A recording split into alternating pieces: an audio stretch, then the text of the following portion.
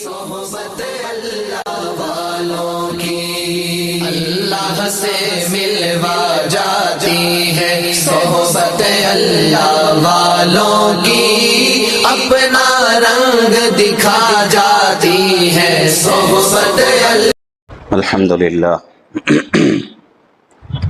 الحمدللہ نحمده ونستعینه ونستغفره ونؤمن به ونتوکل علیہ ونعوذ باللہ من شرور انفسنا ومن سیئات اعمالنا، من يهده اللہ فلا مضل له ومن يضلله فلا هادی له، ونشهد ان لا الہ الا اللہ وحدہ لا شریک له، ونشهد ان سیدنا وسندنا وحبیبنا ونبینا ومولانا محمدا عبده ورسولہ صلی اللہ علیہ وعلی آلہ واصحابہ وبارک وسلم تسلیما کثیرا کثیرا،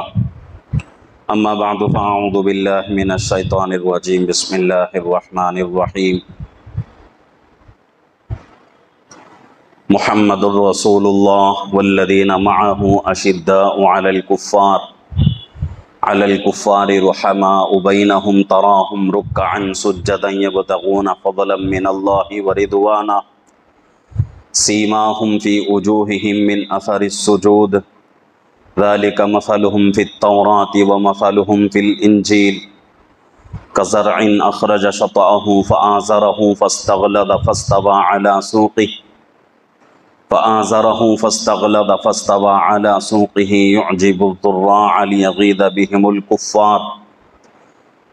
صدق اللہ العظیم صدق رسولہ النبی الکریم، ونحن على ذلك لمن الشاہدین والشاکرین والحمد للہ رب العالمین۔ محترم معزز بزرگ اور عزیز دوستو، اللہ رب العزت نے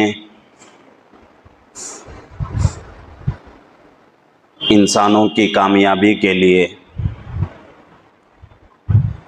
کچھ اسباب مہیا فرمائے ہیں، کچھ ذرائع پیدا فرمائے ہیں۔ وہ اسباب، وہ ذرائع انسان کی کامیابی کے لیے بہت ہی کارگر ثابت ہوتے ہیں، بہت ہی سود مند ثابت ہوتے ہیں۔ سب سے پہلے ذریعہ حضرات انبیاء علیہم السلام ہیں کہ اللہ رب العزت نے انسانوں کی ہدایت کے لیے، انسانوں کی کامیابی کے لیے پہلا سبب یہ دیا، پہلا ذریعہ یہ عطا فرمایا کہ اللہ پاک نے اپنے محبوب نبیوں کو بھیج کر دنیا میں انسانوں کو سیدھے راستے پر، ہدایت والے راستے پر چلانے کا انتظام فرمایا۔ انسانوں کو ہدایت پر لانے کے لیے یہ سب سے پہلا ذریعہ ہے۔ حضرات انبیاء علیہم السلام کا سلسلہ شروع ہوتا ہے حضرت آدم علیہ السلام سے اور ختم ہوتا ہے ہمارے اور آپ کے آقا محمد عربی صلی اللہ علیہ وسلم پر۔ سب سے پہلے نبی حضرت آدم علیہ السلام، اور حضرت آدم علیہ السلام سب سے پہلے انسان بھی ہیں دنیا کے۔ آپ سے پہلے انسانوں کا وجود نہیں تھا اور نبیوں کا کوئی سلسلہ نہیں تھا، شروع نہیں ہوا تھا۔ تو اللہ پاک نے انسانوں کی ابتدا حضرت آدم علیہ السلام سے فرمایا، اور انبیاء علیہم السلام کی شروعات بھی اللہ پاک نے حضرت آدم علیہ السلام سے فرمایا۔ ابھی انبیاء علیہم السلام کا سلسلہ شروع ہوا، چلتے چلتے چلتے چلتے محمد الرسول اللہ صلی اللہ علیہ وسلم پر آ کر ختم ہو رہا ہے۔ تو یہ سب سے پہلا ذریعہ ہے انسانوں کو ہدایت پر لانے کا، انسانوں کو کامیابی والے راستے پر چلانے کا، انسانوں کو دین کے راستے پر لانے کا، انسانوں کی زندگی میں دینداری پیدا کرنے کا سب سے پہلا ذریعہ، سب سے پہلا سبب حضرات انبیاء علیہم السلام ہے۔ اس کے بعد دوسرا ذریعہ اللہ رب العزت کی آسمانی کتابیں ہیں. آسمانی 4 مشہور کتابیں ہیں، تورات، انجیل، زبور، اس کے بعد ہماری کتاب قرآن پاک. یہ 4 آسمانی بڑی کتابیں ہیں. اس کے علاوہ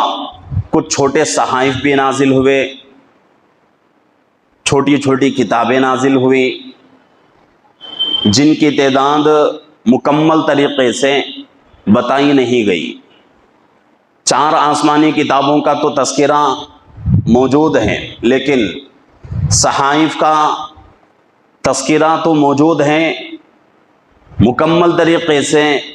کس نبی پر کتنی صحیفے نازل ہوئے اور مکمل انبیاء علیہم الصلوۃ والسلام کے اوپر جو صحیفے نازل ہوئے ہیں ان کی تعداد کیا ہے یہ بتایا نہیں گیا. تو دوسری وجہ، دوسرا ذریعہ، دوسرا سبب کیا ہے؟ اللہ رب العزت کی کتابیں ہیں. انسان یا تو انبیاء علیہم الصلوۃ والسلام کے ذریعے سے کامیابی پا سکتا ہے، یا تو پھر اللہ رب العزت کی کتابوں کے ذریعے سے کامیابی پا سکتا ہے،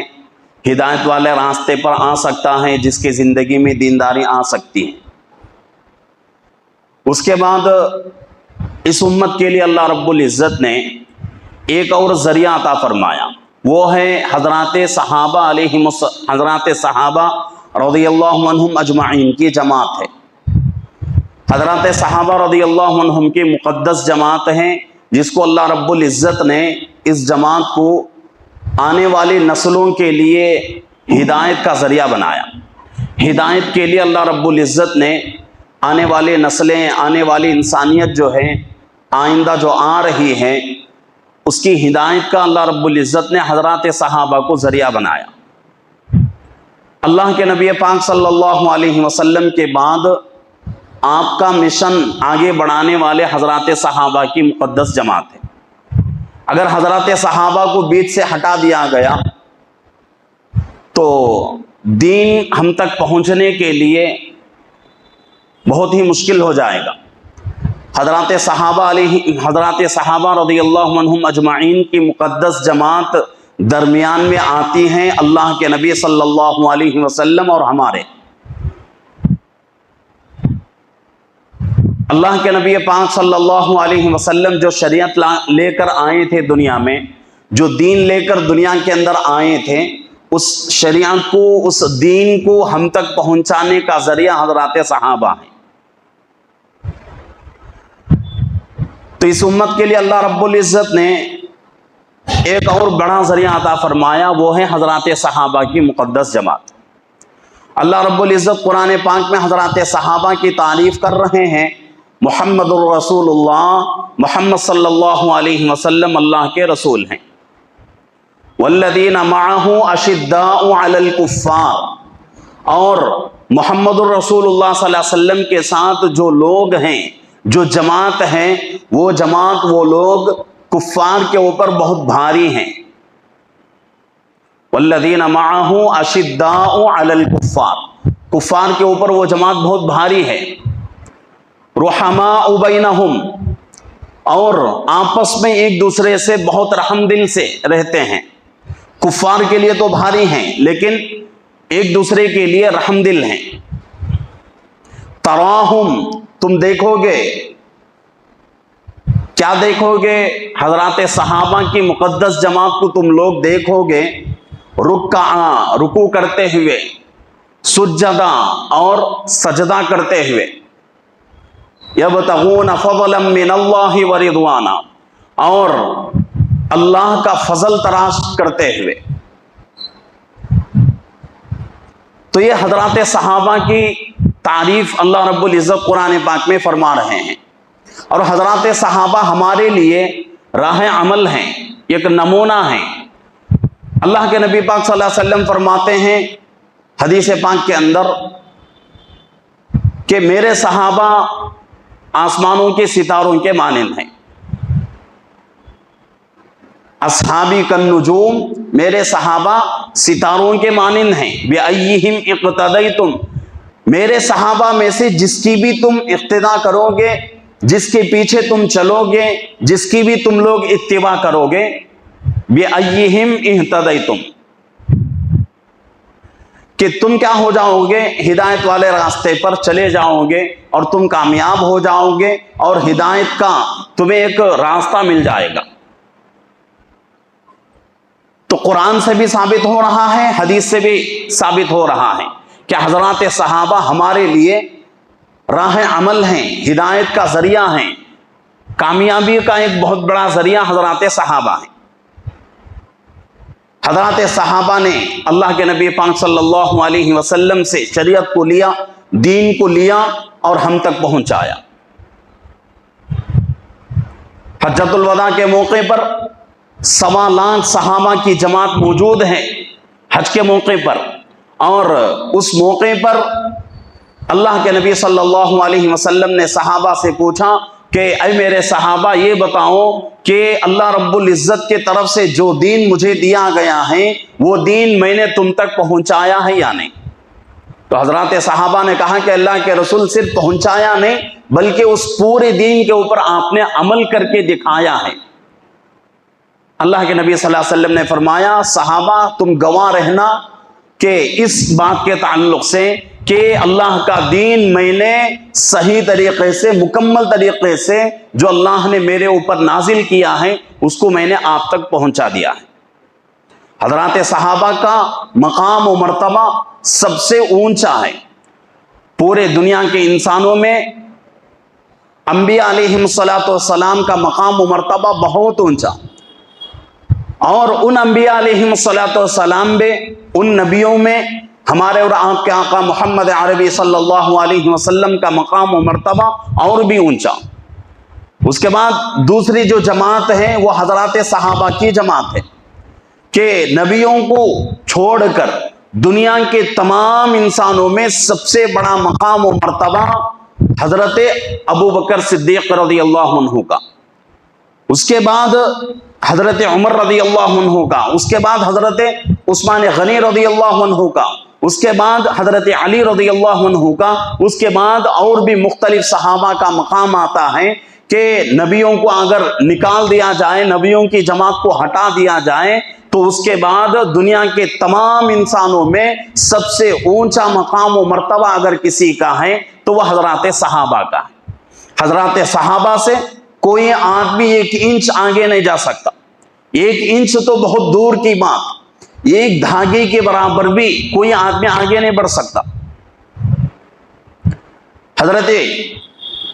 کسی جو ہے ایک بزرگ سے کوئی آدمی پوچھ رہا ہے کہ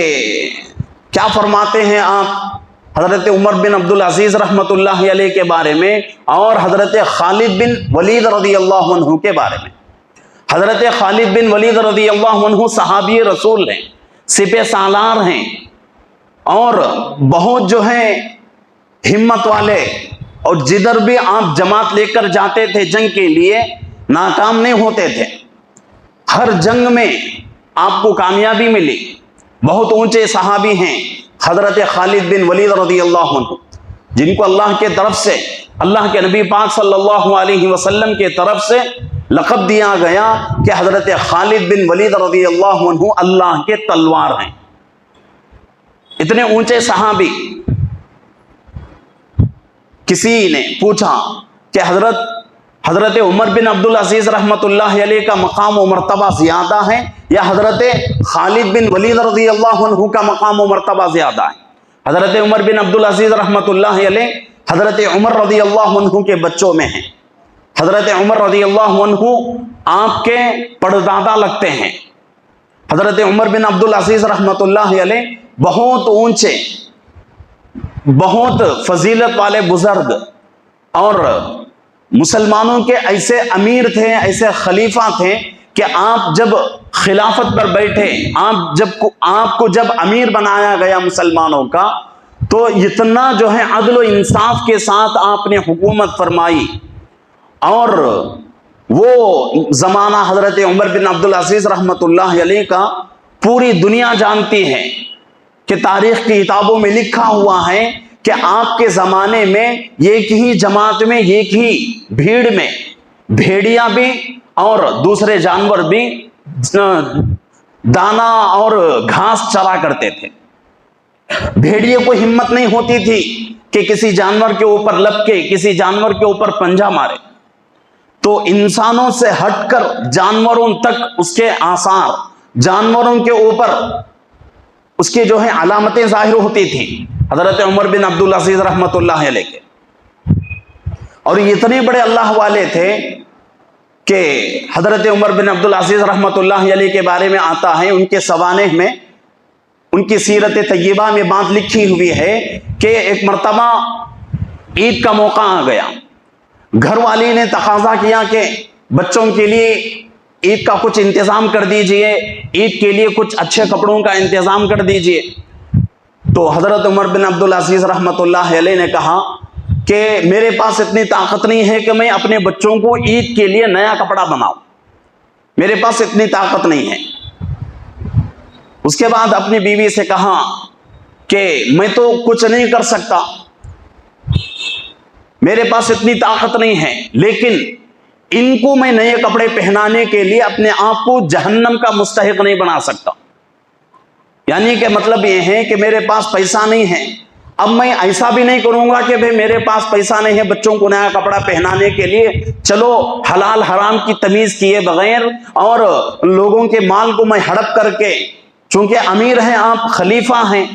چاہتے تو بہت ہی اچھے اچھے کپڑے پہنا سکتے تھے اپنے بچوں کو، لیکن ایسا نہیں کیا۔ انہوں نے کہہ دیا کہ یہ میرے پاس جو کچھ بھی ہے یہ مسلمانوں کا مال ہے، اس میں میں رائی کے دانے کے برابر بھی خیانت نہیں کرنا چاہتا، اور خیانت کر کے میں اپنے آپ کو جہنم کا مستحق نہیں بنا سکتا۔ میرے اندر وہ طاقت نہیں ہے جو کہ جہنم کی آگ کو میرا بدن برداشت کر لے۔ اور ایک مرتبہ کا واقعہ ہے کہ حضرت عمر بن عبدالعزیز رحمۃ اللہ علیہ کام سے فارغ ہوئے، شام کے وقت گھر آئے تو دیکھا اپنے بچوں کو کہ اپنے بچے پورے جو ہیں منہ پر کپڑا باندھے ہوئے ہیں۔ حضرت عمر بن عبدالعزیز رحمۃ اللہ علیہ پریشان ہو گئے، پوچھے کہ بھئی کیوں کپڑا باندھے ہوئے ہو، کیا کوئی پریشانی ہے یا کوئی بیماری ہو گئی جس کی وجہ سے تم جو ہے اپنے منہ کے اوپر کپڑا باندھے ہوئے ہو؟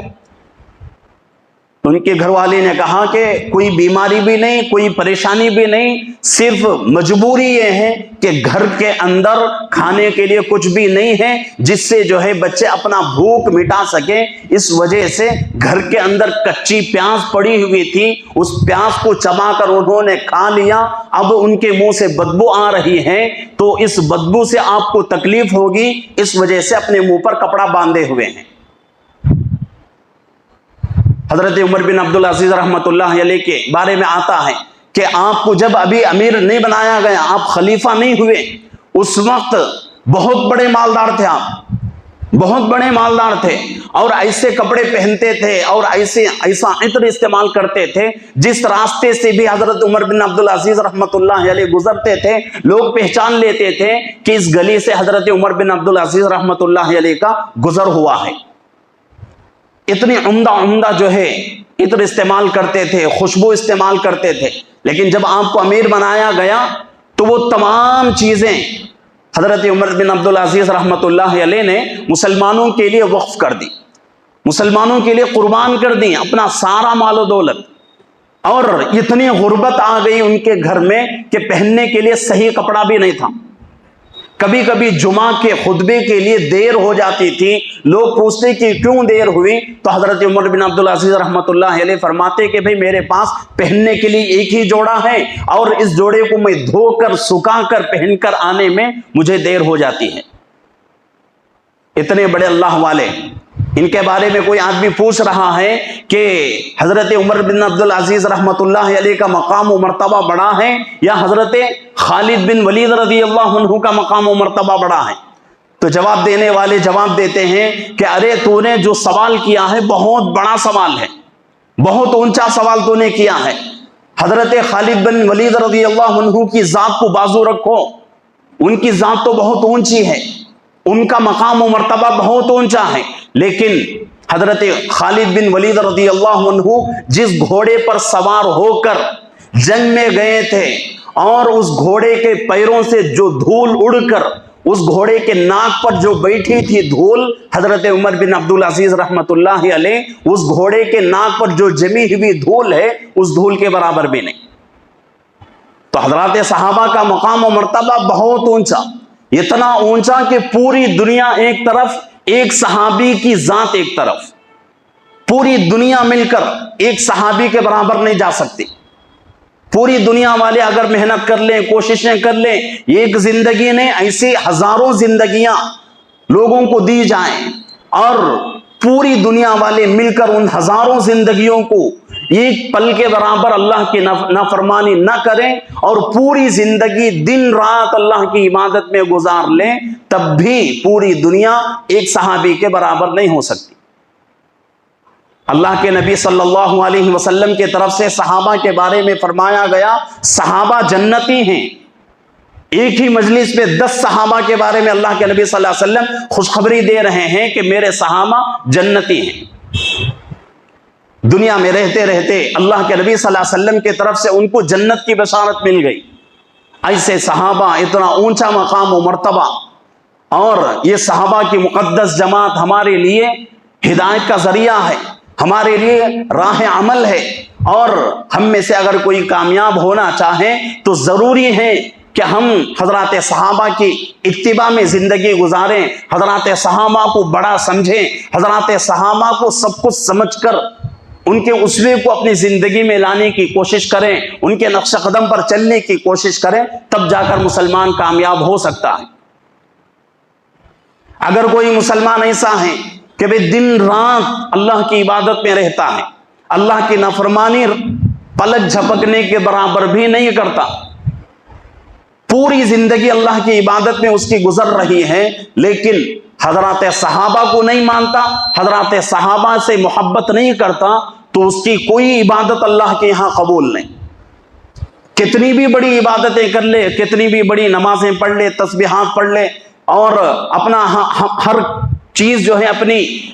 اللہ کے راستے میں صدقہ کر دے، جہاد میں اپنی جان قربان کر دے، اللہ کے لیے شہید ہو جائے، تب بھی اگر اس آدمی کے دل کے اندر حضرات صحابہ کی محبت نہ ہو تو اس کا کوئی عمل اللہ کے یہاں قبول نہیں۔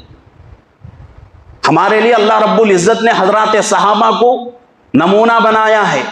حضرات صحابہ کو ہمارے لیے راہ عمل بنایا ہے کہ اگر ہم کامیاب ہونا چاہیں، انہی صحابہ کے نقش قدم پر ہم کو چلنا ہے، انہی صحابہ کی محبت کو اپنے دلوں میں رکھنا ہے اور ان کے طرز زندگی کو اپنانا ہے، ان کے نقش قدم پر چلنا ہے، تبھی جا کے ہم کامیاب ہو سکتے ہیں۔ اگر کوئی آدمی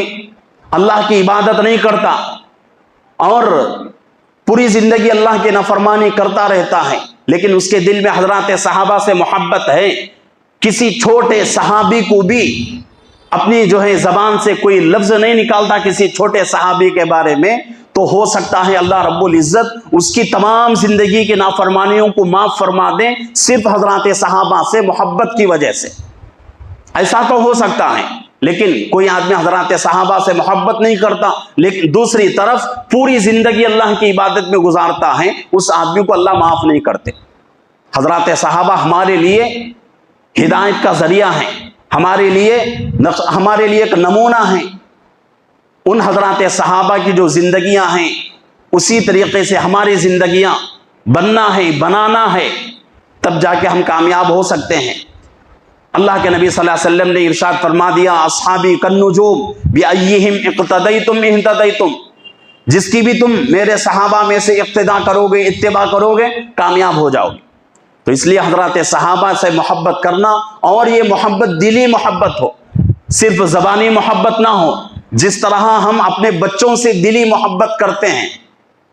اسی طریقے سے حضرات صحابہ سے دلی محبت ہو، تب جا کے حضرات صحابہ کا مقام و مرتبہ ہمارے دلوں کے اندر اونچا رہے گا۔